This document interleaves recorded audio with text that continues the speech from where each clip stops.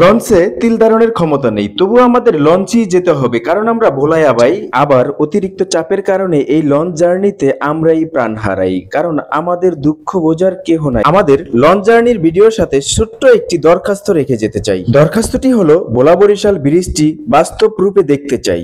ভোলা বরিশালের ভাই ও বোনদের কাছে একটাই রিকোয়েস্ট ভাই, ভিডিওটিতে বেশি বেশি শেয়ার চাই।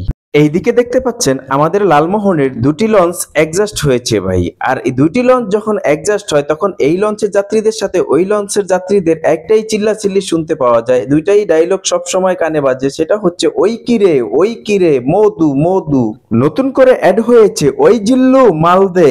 এখন আবার ভোলা ব্যতীত অন্যান্য ডিস্ট্রিক্টের ভাই বোনেরা হয়তোবা বলবেন আপনাদের পদ্মা ব্রিজ হয়েছে, সো একমাত্র লঞ্চে যাতায়াত করতে হবে কেন? এই জায়গাটায় আমি একটু ক্লিয়ার করতে চাই, পদ্মা সেতু নির্মাণে আমাদের ভোলাবাসীদের জন্য বিশেষ কোনো সুবিধা বয়ে আনে নাই, কারণ আমরা ভোলাবাসীরা পদ্মা সেতু অতিবাহিত করে বরিশাল হয়ে আমাদের ভোলা তথা ভোলার বিভিন্ন উপজেলাতে যেতে হয়। সেই ক্ষেত্রে বরিশাল থেকে ভোলা যেতে যেই নদীটা পার হতে হয় আমাদের স্পিড বোট অথবা মিনি লঞ্চে, যা এই স্পিড বোট এবং মিনি লঞ্চের কারণে আমাদের অতিরিক্ত দ্বিগুণ সময় এবং দ্বিগুণেরও বেশি অর্থের ব্যয় হয়। এই জন্য বলছি পদ্মা সেতু আমাদের বিশেষ কোনো সুবিধা বয়ে আনে নাই, যদি বরিশাল টু ভোলার এই সেতুটি বাস্তবায়ন না করা হয়। আপনারা দেখতে পাচ্ছেন লঞ্চের ভিতরে জায়গা না পেয়ে লঞ্চের ছাদে বিছানা করে অনেক যাত্রীরা বসার চেষ্টা করছে, তার ভিতরেও এই যে হাজার হাজার যাত্রীরা পথের থেকে উঠতেছে, এরা কোথায় বসবে বা কিভাবে যাবে, এটা অবশ্যই বেশি চাপ। সো বন্ধুরা, ভিডিওটি ভালো লাগলে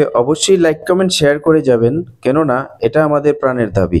দেখতেই পাচ্ছেন টার্মিনালে যাত্রীদের ধারণ ক্ষমতার বাহিরে ওই যে ব্রিজের উপরে এবং রাস্তাতেও প্রচুর যাত্রী আছে, হাজার হাজার যাত্রী। এখানে কত দ্রুত দুটি লঞ্চে যাত্রীরা উঠতেছেন, কিন্তু এদের সকলেরই জায়গা হবে একমাত্র ছাদে। ছাদ ছাড়া কোথাও বসার মতো তারা জায়গা পাবে না। হঠাৎ যদি এখন কালবৈশাখী অথবা বৃষ্টি আসে, তাহলে এই যাত্রীগুলো ছাদ থেকে অবশ্যই ছুটাছুটি করবে, আর সেই ছুটাছুটির মাধ্যমেই লঞ্চে যে কোনো একটা সমস্যার সৃষ্টি হতে পারে। এমনটাই হয় আমাদের ভোলাবাসীর এই লঞ্চগুলোর সমস্যা।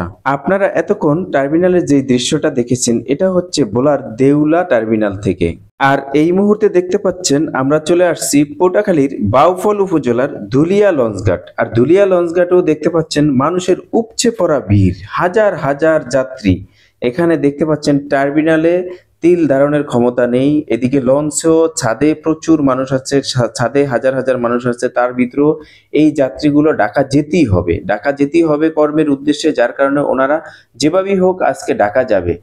যার কারণে দেখছেন কত ছুটাছুটি করে উঠতেছে। টার্মিনালে তিল দাঁড়ানোর ক্ষমতা নেই, টার্মিনালে দাঁড়ানোর মতো জায়গা পায়নি। তারপরে এই যে ব্রিজের উপরে, টার্মিনালে আসার মতো একটা ব্রিজ আছে ছোট্ট, এই ব্রিজের উপরে আছে। তারপরে ওই পাশে রাস্তাতেও প্রচুর যাত্রী আছে, হাজার হাজার যাত্রী। দেখতেই পাচ্ছেন কেমন ধাক্কা ধাক্কি করে। এর ভিতরে এই যে মা বোনরা যারা আছে, এদের কত কষ্ট হয় লঞ্চে উঠতে, এবং যদি কেউ অসুস্থ থাকে তার তো অবস্থা আরো সিরিয়াস।